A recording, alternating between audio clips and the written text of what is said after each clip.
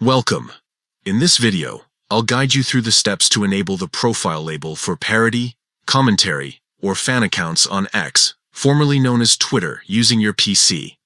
This feature helps distinguish accounts that are not official representations, enhancing transparency across the platform. Let's get started. First, open X in your browser. Simply type x.com into your address bar and log into your account if you haven't already. Once you're on the home page, look to the left-hand menu for a series of icons. Scroll down and click on the More icon. It's usually represented by 3 dots. Next, select Settings and Privacy from the drop-down menu. This will take you to a page where you can manage various aspects of your account.